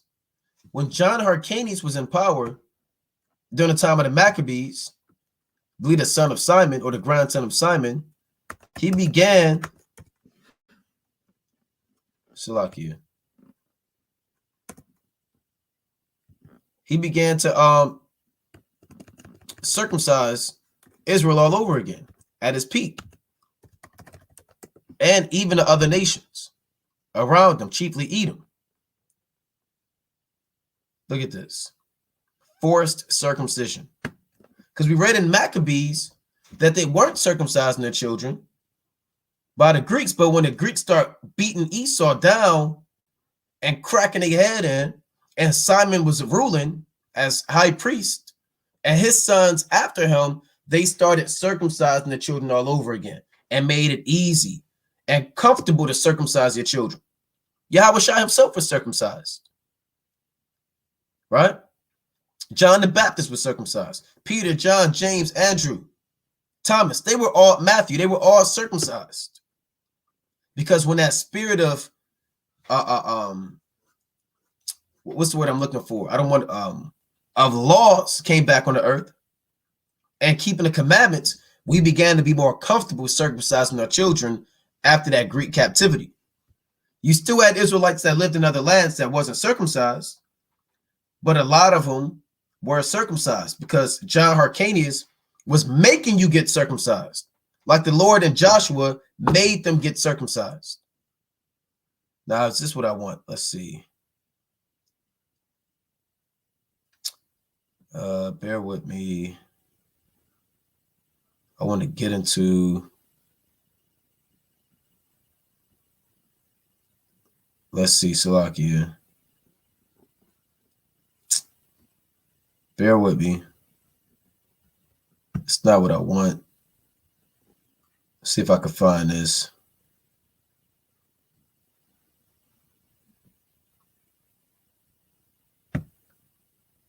All right, bear with me 1 second. See, they want you to dig and find all this stuff. You can pretty much see it, right? It says they performed forced circumcision on all boys who had not been so. By John Hyrcanus were forcibly subjected to circumcision. So that's what was going on. They were forcibly subjected into circumcision.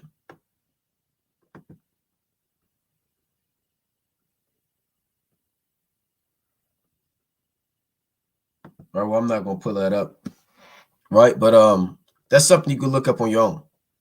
Maybe this will help have it.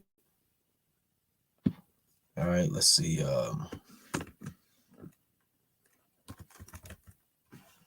Okay, here you have it. Check this out. John Hyrcanus. After victoriously ending the war in Samaria, he proceeded to subdue the Edomites, always a menace to the southern parts of his domains. With funds, which he is said to have obtained from David's sepulchre, he hired foreign troops, dismantled Adorah and Marasah, the strong places of Edom, and forced the Edomites to accept the Jewish religion and submit to circumcision. This is the first instance of forcible conversion in Israelite history. In this, Hyrcanus allowed his zeal for the Israelites' cause to lead him to take a step which later wrought harm. Why? For the Edomites belonged to the family of the Herodians. See, that's so the Herodians are the Edomites. King Herod is an Edomite. So Herod, he began to be an ideal candidate to be the king of the Jews because he was circumcised and his fathers before him. Right? Why do you think King Herod was the king of Judea and the tetrarch and was building a temple, Herod's temple? Because he knew about all manner of the laws of the Jews, because they were forced to learn it, man. You know, now in the kingdom, all nations are going to be forced into learning the laws and commandments all over again. Only this time there would be no risk factor. There would be no, oh boy, I don't know, they may try to take over. No, the world is going to submit to the laws and the commandments. But this kind of really didn't profit John Hyrcanus and the Maccabees, because the Romans set up the Herodians when they conquered Judea around 65 BC, and he set up the Herodians to be the rulers in that land, man. You know? So it says, for the Edomites belonged to the family of the Herodians, who were to bring about the ruin of the Hasmoneans, meaning the Maccabees. The Samaritans, who still held their strongly fortified metropolis of Samaria with a part of Jezreel, remained hostile toward the Jews. Right? So the point of the matter is, John Hyrcanus forced a lot of people back into being circumcised. But during the time of the apostles, you still had men that wasn't circumcised. Right? So much so that you had to have a council about how to deal with that particular topic, right, of circumcision. This is Acts 15:1. And certain men which came down from Judea taught the brethren and said, except they be circumcised after the manner of Moses, ye cannot be saved. So that was the big deal. If you're not circumcised pursuant to Leviticus chapter 12, then you can't make it. You'll be destroyed. It reads, when therefore Paul and Barnabas had no small dissension and disputation with them, meaning they got into a big argument, they determined that Paul and Barnabas and certain of them should go up to Jerusalem to the apostles and elders about this question. Right? So this was the big topic of discussion. Can you be circumcised or can you not be circumcised and make it to the kingdom of heaven? Now I'm going to jump down. I'm not going to read this whole chapter. Let's see. Acts 15:7. And when there was much disputing. So this was an argument, man. This was a big deal. Peter rose up and said unto them, men and brethren, ye know how that a good while ago the Most High made choice among us, that the Gentiles by my mouth should hear the word of the gospel and believe. Right? He's making reference to Cornelius. And the Most High, which knoweth the hearts, bear them witness, giving them the Holy Spirit, even as he did unto us, and put no difference between us and them, purifying their hearts by faith. Now, therefore, why tempt ye the Most High to put a yoke upon the neck of the disciples, which neither our fathers nor we were able to bear? But we believe that through the grace of the Lord Yahushua Hamashiach, we should be saved even as they. So what Peter is saying is to have an Israelite who comes into the truth bear the totality of the law, that would be burdensome and it would destroy them. Right? That's what he's saying. The yoke is the bondage of the law. And he said that even us and our forefathers were unable to bear it. That's why we need grace. We need Yahushua. We need mercy. We need repentance. If you want to put that yoke that you yourself wouldn't be able to do, you would be a hypocrite. You know, every sacrifice, every drink offering, every burnt offering, every meat offering, everything that pertained to the law, our forefathers weren't able to do it. Why? Because we're in these corruptible bodies, these fleshly bodies. And Peter knew that. That's why even Paul, he said in Galatians 5:16 or down, for the flesh lust, or 17 or down, for the flesh lusteth against the spirit, and the spirit against the flesh, and these are contrary one to the other, so that they cannot do the things which they would. Meaning what? That as much as your spirit wants to keep the law, your flesh is going to get weak. So it's a yoke of bondage, right? Salakia. It reads, then all the multitude kept silence and gave audience to Barnabas and Paul, declaring what miracles and wonders the Most High had wrought among the Gentiles by them. And after they had held their peace, James answered, saying, men and brethren, hearken unto me. Simeon had declared how God at the first did visit the Gentiles to take out of them a people for his name. So Peter spoke. Now James is about to speak. And to this agree the words of the prophets, as it is written, after this I will return and build again the tabernacle of David, which is fallen down, and I will build again the ruins, and I will set it up, that the residue of men might seek after the Lord, and the Gentiles and all the Gentiles upon whom my name is called, said the Lord who doeth these things. Known unto the Most High are all his works from the beginning of the world. It's like you. Right? From the beginning of the world. Wherefore my sentence is that we trouble them not, which from among the Gentiles are turned to God. But that we write unto them. So let's see if they told them they must needs be circumcised to be saved. That they abstain from pollutions of idols, and from fornication, and from things strangled, and from blood. So these are the things that they required of them, which is really a guideline, a starter pack, if you can understand. Being circumcised, when you find out about the truth as an adult, and that can be grievous to a man. Imagine you go into camp, right? Or you see brothers teaching on the highways and byways. Salakia. Yeah. And you see brothers teaching on the highways and byways. And you ask them, what is this about? And they break down to you how you're an Israelite. And then they say, okay, we want to bring out some laws and commandments. And you say, okay, that's fine. And they say, here's your first commandment. Your first commandment is to cut the tip of your rod off. And then you can make it. And a brother might walk away after that, man. You might offend him. What? I got to do what? I got to circumcise myself, right? To make it. I don't know. Give me time to think about this thing. So you have to kind of give them a starter pack because you didn't want to offend these men, man, and make it too hard for them. So they kind of gave them an easy guideline. If they can stop dealing with idols, fornication, and blood and things strangled, then in due time they can build up themselves. The apostles aren't telling you not to get circumcised. But what they're saying is how you explain and teach the law to the Gentiles, it has to be done in a way where you're not making it burdensome and grievous to them.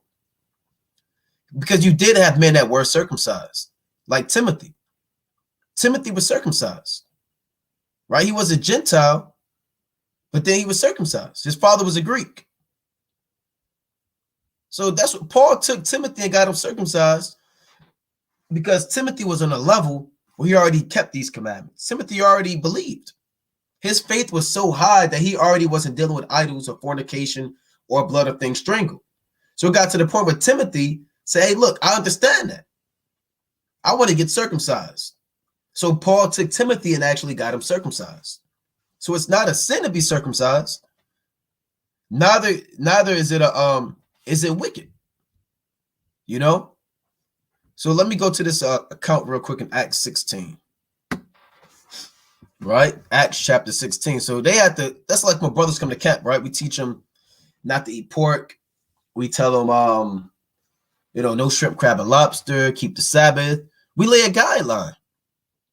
Far be it from us if men came to the congregation and the first commandment we brought out is to slay a lamb for the Passover. Look, your next check out, you need to go get a lamb. If you want to be saved, go buy a lamb and slaughter that lamb. And then after that, we're going to fast. You're not going to eat and drink for 24 hours. And brother might say, what the hell is this, man? They want me to kill a lamb because he doesn't know about the Passover. And they want me to starve myself because he doesn't know about the Day of Atonement. He might say, look, I don't know about this Israelite thing. It's just too much. They wanted me to kill an animal. What did the lamb do? They wanted me to starve myself. You know? So these are it's in wisdom you want to direct. So you lay a guideline out. Hey, look, brother, don't eat pork. Work on that. No shrimp, crab, and lobster. Hey, start growing your beard out. And as you start keeping those commandments, it starts building up your faith, right? And building up your understanding. And then you are going to want to keep more commandments. Then you may start keeping a new moon. You know? Then you may start keeping the Sabbath or the Passover. Then you may start getting deeper into the law. Now your garments are 100%. So it takes time to build up your level of faith. And that's what the apostles knew, man. Right? This Acts 16 and verse 1.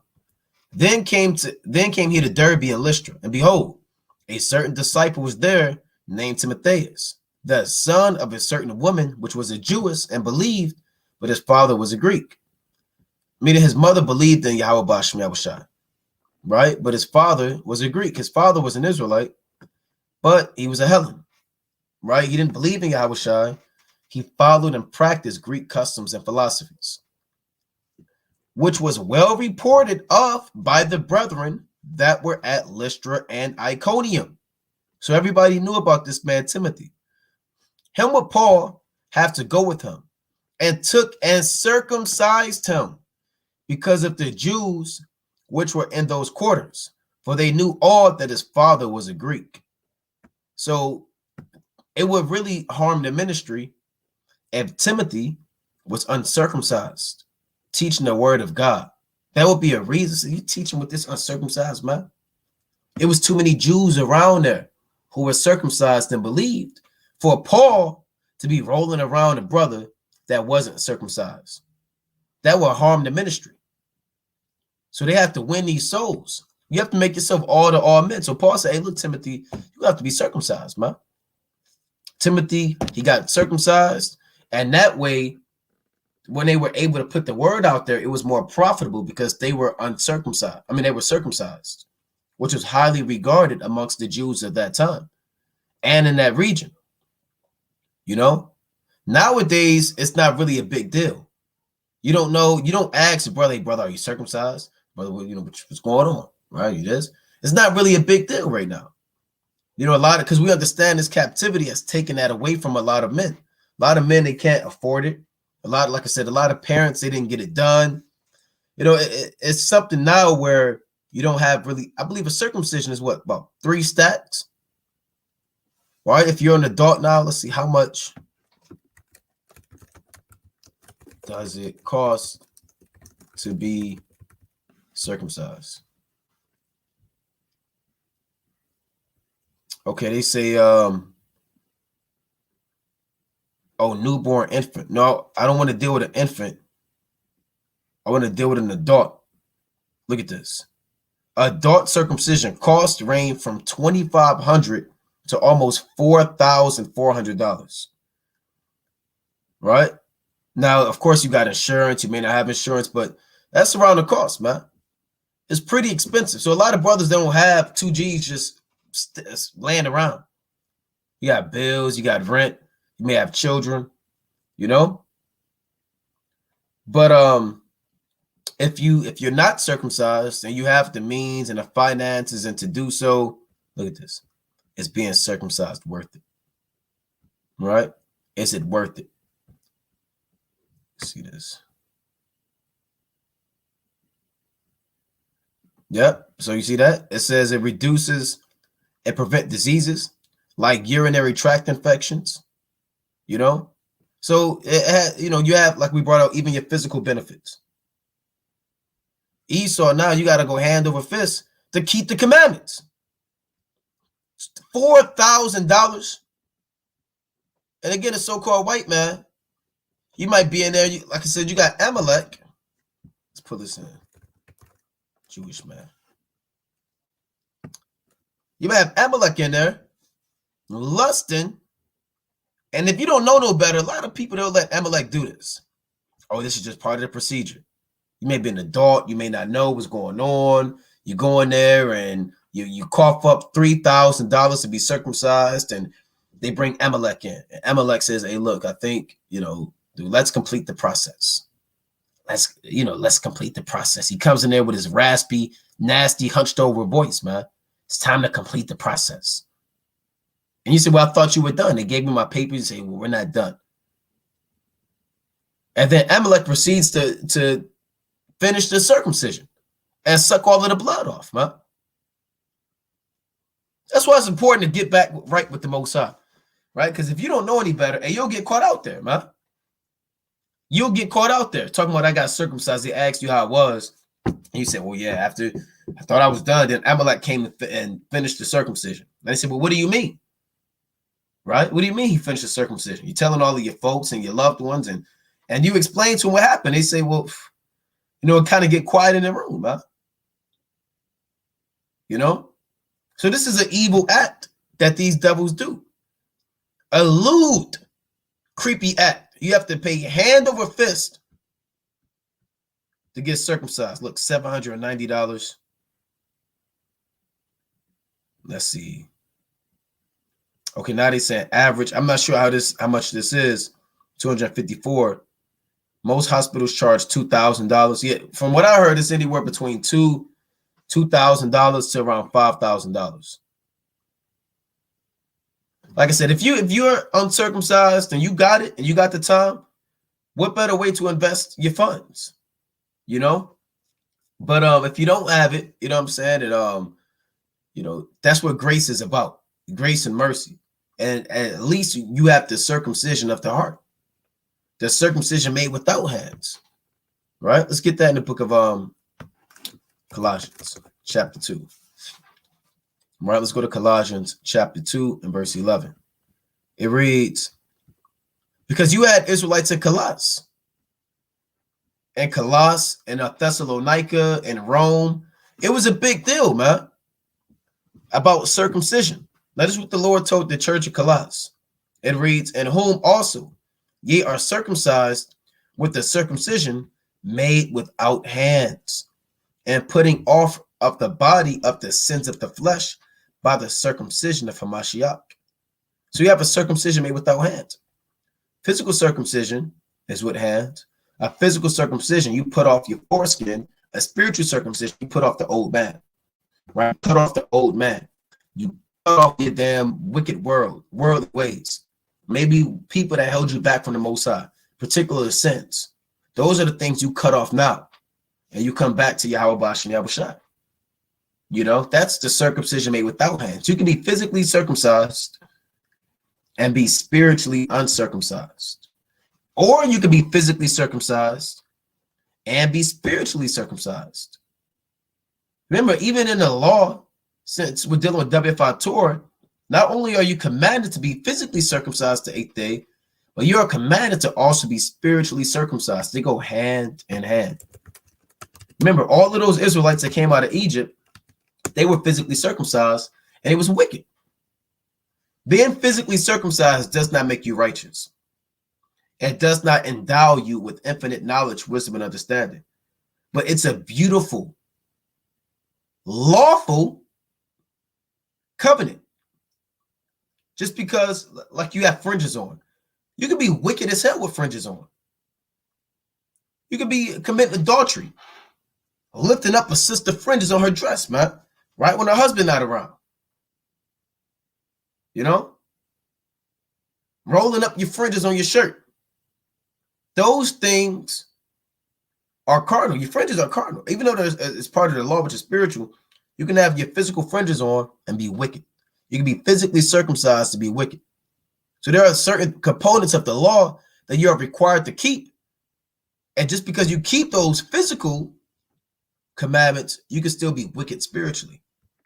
Right? So Deuteronomy chapter 10 and 16. Circumcise therefore the foreskin of your heart and be no more stiff-necked. So that's also part of the circumcision. Now, this spiritual circumcision doesn't have to be the 8th day. It's about when you hear this truth. Immediately when you hear this truth. See, physical circumcision is day 8. Spiritual circumcision should be immediately. Says, I made haste. I delayed not to keep thy commandments. You know? So let's go to another precept. Let's go to 1 Corinthians. Right? So you have the circumcision made without hands. All right? 1 Corinthians chapter 7 and 19. I'm going to start at 17. No, we dealt with the church of Corinth. Now we're going to deal with the church of we dealt with the church of Colossus. Now this is the church of Corinth, right? It reads, but as the Most High hath distributed to every man, as the Lord hath called everyone, so let him walk. And so ordained I in all the churches. Is any man called being circumcised? Let him not become uncircumcised. Is any called in uncircumcision? Let him not be circumcised. Circumcision is nothing, and uncircumcision nothing, but the keeping of the commandments of God. So it's all about keeping the commandments, man. Because you, like I said, you can be wicked and circumcised, or you can be uncircumcised and keep the commandments. Right? It's all about keeping the commandments of God. Right? Let's go to Romans chapter 2 and 25.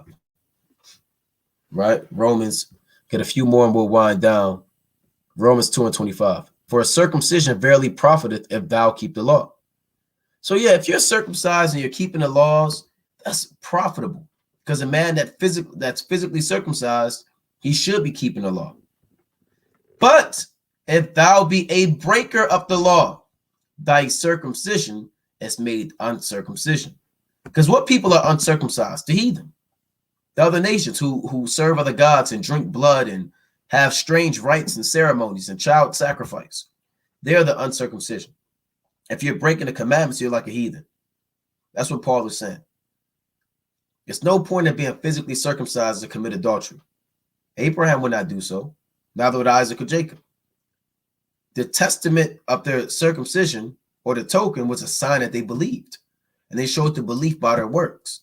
So any man that's physically circumcised, he should be keeping the commandments. You should not be physically circumcised and wicked as hell. You know, it reads, therefore, if the uncircumcision keep the righteousness of the law, shall not his uncircumcision be counted for circumcision? Right? Meaning what? A brother that's physically uncircumcised, if he's keeping the Sabbath, if he loves his neighbor, if he's exercising loving kindness, if he's not eating unclean foods, if he's not committing adultery, if that brother who's physically uncircumcised and keeping the law, the Most High say, look, he's counted as the circumcision because he is doing the exact same thing that men who are physically circumcised should be doing. Right? I hope that makes sense. And shall not uncircumcision, which is by nature, if it fulfill the law, judge thee, who by the letter of circumcision does transgress the law. Meaning what? You can have two brothers. One brother could be committing adultery and be physically circumcised. Another brother could be not committing adultery and be physically uncircumcised. The man that is uncircumcised, keeping the law, has authority. He is empowered by the Most High God to rebuke that brother who is circumcised for committing adultery. Just because you're circumcised doesn't mean nobody could check you. You can't be committing adultery. You deal with another man's wife, then a brother that's uncircumcised come in and say, that's wicked. You can't say, get out of here, right? Until you get circumcised. Then you can tell me what to do. That's off. That is off. You're sitting dealing with another man's wife while the husband is at work with your circumcised member, and a man catches you uncircumcised, pulls Leviticus 20:10, and shows how you're wicked. You just say, you get out of here. Get out of here. Why don't you come back when you cut your damn foreskin off? Then you could talk to me. No, the Most High's not dealing with that, man. Right? The Most High's not dealing with that. There's no respect to persons. Right? That's why verse 28 says, for he is not a Jew, which is one outwardly. Neither is that circumcision, which is outward in the flesh. But he is a Jew, and this is what Christians like to use. I'm a spiritual Jew. That's not what this is talking about. This is not talking about a spiritual Jew. Right? When it says, for he is not a Jew, which is one outwardly, it's speaking about the circumcision. By blood, let's make this clear. By blood, you're still a Jew. If that makes sense. You are still a seed of Abraham, Isaac, and Jacob. All right? But just because you're circumcised doesn't make you a child of the Most High. Doesn't endow you to get the kingdom. You're not granted the kingdom just because you are a Jew. You have to be a Jew and keep the commandments of the Most High. Right? You have to be an Israelite keeping the commandments of the Most High to get the kingdom. You can't be an Israelite and just be circumcised and be wicked and say, well, look, I'm going to make it to the kingdom. Verse 29. But he is a Jew, which is one inwardly. This does not apply to Edomites. They cannot even be a Jew inwardly because they don't have the same bloodline of a Jew. When it says, but he is a Jew, which is one inwardly, it's speaking about a brother who's physically uncircumcised, but he's keeping the commandments in the spirit. All right. And circumcision is that of the heart and the spirit and not in the letter, whose praise is not of men, but of God. All right. So you could be, again, for the last time, spiritually circumcised and get on the brother who's physically circumcised. If that brother who's physically circumcised is wicked and going off, right? Now you may say, well, look, circumcision really doesn't matter. It doesn't seem like a big deal. Well, let's go to Romans chapter 3 and 1. Right? Romans chapter 3 and 1. It reads, what advantage then hath the Jew, or what profit is there of circumcision? Much every way, chiefly because unto them were committed the oracles of God. So there is an advantage of circumcision in terms of who the Most High was dealing with. Yahushua, he was technically part of the circumcision. Peter, John, James, the apostles, they were given the law, statutes, and the commandments. They had synagogues. They had the Torah. They read the book of the law. They kept the high holy days. So having a knowledge of the law and a knowledge of the commandments of the Most High through faith came with being circumcised. But when you're not circumcised in the flesh, you weren't grown up in the same lifestyle as brothers who were circumcised. Because if you were grown up uncircumcised, you may have grown up serving other gods, man. Your father may have been off like Timothy's father, right? Your father may have been doing God knows what under the sun, going to these different temples of the strange nations. So there really was a benefit of being circumcised. Not so more so in a just physical and health-wise, but in terms of your upbringing and the spirits that you were around. There was an advantage going to the synagogue and learning the feast days. Why wouldn't it be an advantage? You're learning the laws and the commandments. There was an advantage being taught by these different scholars. You had men like Gamaliel, you had doctors of the law. There was an advantage of that because you're being raised up with understanding.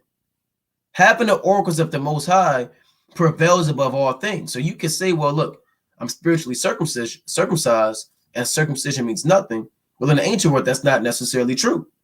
Because the men like Yahushua and the apostles, they were raised up knowing the law. That overrides a brother who's raised up in wickedness. You know? Now, that's not saying that every brother that's circumcised is righteous. Because Judas Iscariot himself was circumcised, and he was off. Annas, the priest, high priest, Caiaphas, you know, Malchus. Certain men were doing God knows what, man. Right? So this just deals with the circumcision, which is a sign of the faith of Abraham. Let's go to Romans chapter 4. And remember, during this time, you had a group of men. Let me get that real quick. I believe that's Philippians, the 3rd chapter. You had a group of men traveling around the world, forcing brothers to get circumcised. Right? This Colossians chapter, it's like in Philippians 3 and 2. Beware of dogs. This is what the Lord, through the spirit of Yahweh Ba'ashem Yahushai, through the apostle Paul, told the church of Philippi. He said, beware of dogs, beware of evil workers, beware of the concision. He told them, beware of the concision. What is the concision? Let's pull this up. This is how deep the circumcision was in the ancient world, man. Paul called a group of men the concision. All right, so let's play this.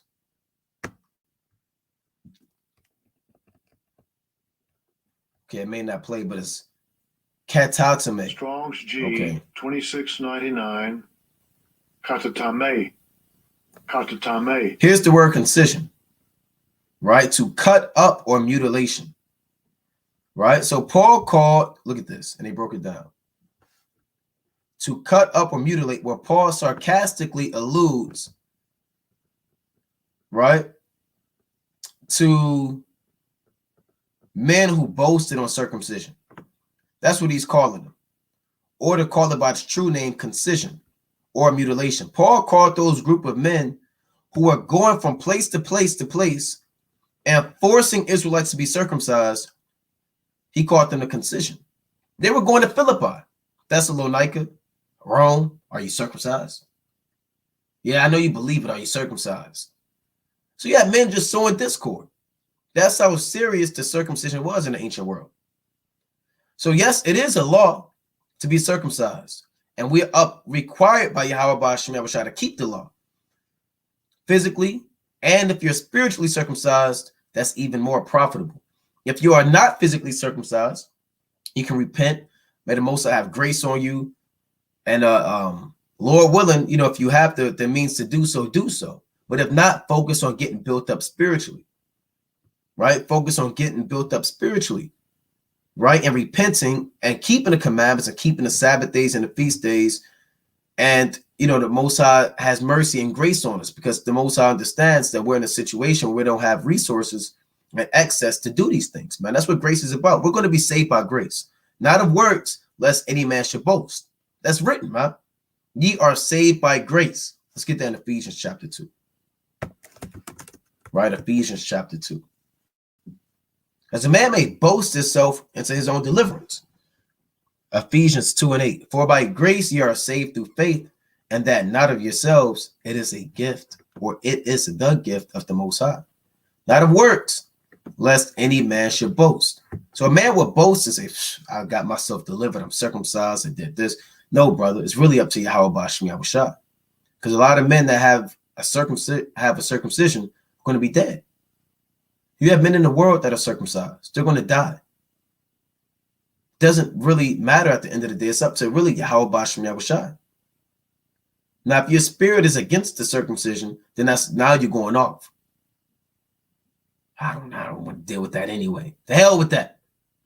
Right? No, that shouldn't be your mentality. Because that was a covenant given to your fathers, Abraham, or our fathers, Abraham, Isaac, and Jacob. You know? But with that, I'm going to close up, giving, of course, our honor and glory to Yahweh. Ba'ashem Mashiach Malak Yahushai.